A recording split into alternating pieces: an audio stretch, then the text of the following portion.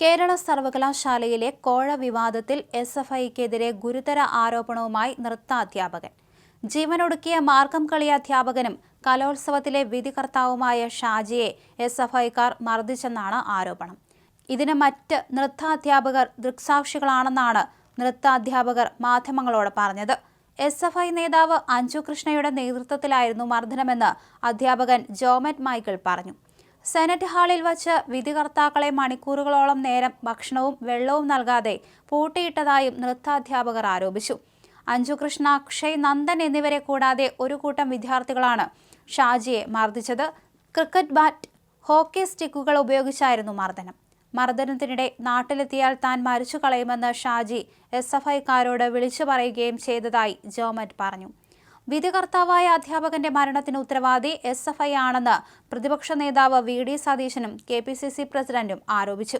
ഷാജിയുടെ മരണത്തിന് ഉത്തരവാദികളായവർക്കെതിരെ കർശന നടപടി സ്വീകരിക്കുമെന്ന് സ്പീക്കർ എ.എൻ. ഷംസീർ പറഞ്ഞു. അതേസമയം വിധികർത്താവ് ആത്മഹത്യ ചെയ്ത സംഭവത്തിൽ എസ്എഫ്ഐ കൊലപ്പെടുത്തി എന്ന നിലയിലാണ് പ്രതിപക്ഷ നേതാവിന്റെ പ്രതികരണമെന്ന് എസ്എഫ്ഐ സംസ്ഥാന പ്രസിഡന്റ് പി.എം. ആർഷോ പറഞ്ഞു. മാർഗം കളി മത്സരം കഴിഞ്ഞ ഉടനെ തന്നെ പല മത്സരാർത്ഥികളും പരാതിയുമായി രംഗത്തെത്തിയിരുന്നു. വിധികർത്താക്കളിൽ ചിലർ ചില കോളേജുകളുമായി ബന്ധപ്പെട്ടതായി മനസ്സിലായി. പിന്നീട് ലഭിച്ച വിവരങ്ങൾ വിജിലൻസിനെ അറിയിക്കുക മാത്രമാണ് സർവകലാശാല ഭാരവാഹികൾ ചെയ്തതെന്നും ആർഷോ പറഞ്ഞു. തുടർന്നാണ് അന്വേഷണമുണ്ടായത്. കോഴ വാങ്ങിയെന്ന് ഒരു മാധ്യമങ്ങളോടും എസ്എഫ്ഐ പറഞ്ഞിട്ടില്ല. നിയമപരമായി ചെയ്യേണ്ടതേ എസ്എഫ്ഐ ചെയ്തിട്ടുള്ളൂ. പോലീസിനെ അറിയിക്കുക മാത്രമാണ് ചെയ്തത്. മാധ്യമങ്ങളാണ് കോഴ ആരോപണമുയർത്തി ചർച്ചകൾ നടത്തിയതെന്നും ആർഷോ കുറ്റപ്പെടുത്തി. കണ്ണൂർ താഴെചൊവ്വെ സൗത്ത് റെയിൽവേ സ്റ്റേഷന് സമീപം സദാനന്ദാലയത്തിൽ പി.എൻ. ഷാജിയെയാണ് ബുധനാഴ്ച വൈകിട്ട് 6:30 വീട്ടിൽ മരിച്ച നിലയിൽ കണ്ടത്. മകൻ തന്റെ കാലു പിടിച്ച് തെറ്റൊന്നും ചെയ്തിട്ടില്ലെന്ന് കരഞ്ഞു പറഞ്ഞുവെന്നാണ് മാതാവ് പറയുന്നത്.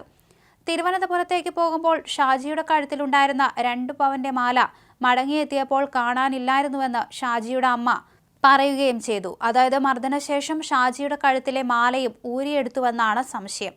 ഗുരുതരമായ ആരോപണമാണ് ഉയരുന്നത്.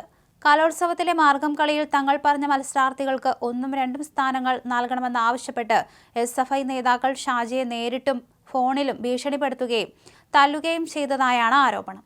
എസ്എഫ്ഐയും CPMഉം ആരോപണം നിഷേധിച്ചിട്ടുണ്ട്. ഷാജിയെ കുടുക്കിയതാണെന്ന് ആരോപിച്ച് സഹോദരൻ അനിൽകുമാർ രംഗത്തെത്തി. അടുത്ത സുഹൃത്തുക്കളാണ് ഇതിനു പിന്നിലെന്ന് ഷാജി പറഞ്ഞതായി അനിൽ വ്യക്തമാക്കി. ഷാജി കോഴ വാങ്ങില്ലെന്നും നൃത്തം പരിശീലിപ്പിച്ചതിനുള്ള ഫീസ് വാങ്ങിയെടുക്കാൻ പോലും ശേഷിയില്ലാത്തയാളാണെന്നും all Kerala dance teachers organisation സംസ്ഥാന സെക്രട്ടറി നയൻതാര മഹാദേവൻ പറഞ്ഞു. മാനസിക വിഷമത്തെ തുടർന്ന് ആത്മഹത്യ ചെയ്തെന്നാണ് കണ്ണൂർ സിറ്റി പോലീസ് FIRൽ രേഖപ്പെടുത്തിയിട്ടുള്ളത്. മുറിയിൽ നിന്ന് കണ്ടെത്തിയ ആത്മഹത്യാക്കുറിപ്പിൽ താൻ നിരപരാധിയാണെന്നും പിന്നിൽ കളിച്ചവരെ ദൈവം രക്ഷിക്കട്ടെ എന്നും എഴുതിയിരുന്നു.